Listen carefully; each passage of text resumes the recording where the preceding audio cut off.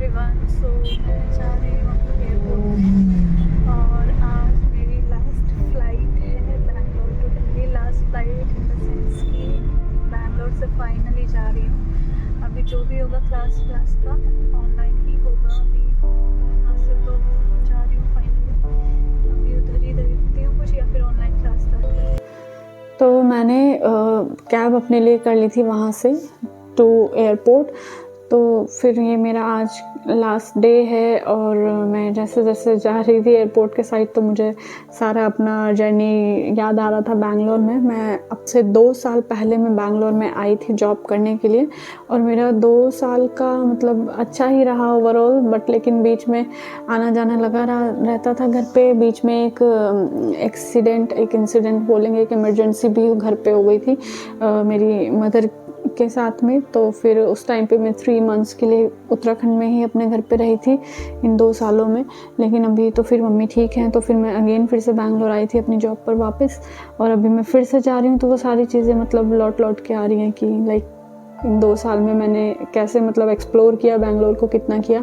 सो थोड़ा सा सैड तो लग रहा है जैसे जैसे एयरपोर्ट क्लोज आ रहा है। सो मेरा था टर्मिनल 1, तो टर्मिनल 1 पर हम पहुँच गए। सो ये मेरा बैग था, इसको लेने के लिए मुझे हेल्प करने के लिए एक बंदा आया और फिर मेरे से बोला कि ना 600 लेंगे आपके वहाँ से अंदर तक पहुँचाने के। तो मैंने बोला कि यार ये तो मैं भी ले सकती हूँ, ट्रॉली तो मैं भी लेके जा सकती हूँ। फिर मैं आ गई, ये मेरा चेक इन हो गया था। फिर मैं यहाँ पर वेटिंग किया, इलेक्ट्रॉनिक्स का सारा चेक इन कराने के बाद मैं यहाँ, तो मेरी जो पहली फ़्लाइट है वो है दिल्ली से अहमदाबाद गुजरात में गई थी सरदार वल्लभ भाई पटेल इंटरनेशनल एयरपोर्ट में।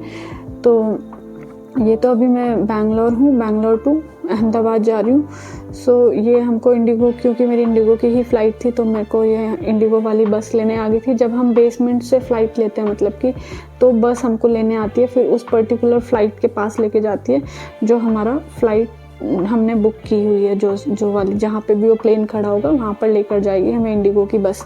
तो ऐसी बस लेकर आ गई थी, लेने आई। फिर हम आए फ़्लाइट में और ये था, सारी सीट्स थी, विंडो सीट ली थी और नाइट का था। व्यू तो ज़्यादा नहीं, ये देखो ये उसका है टेक ऑफ करने का।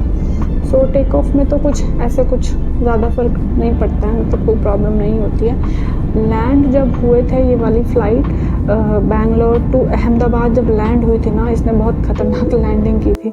सो ये मेरा पोहा आ गया, मैंने पोहा ऐड कराया था। इसमें पोहा और कॉफ़ी एडेड था मेरी फ़्लाइट में, एडेड था मतलब कि एक्स्ट्रा होता है इसका 400 ओनली, इतने का 400 पे किया था। तो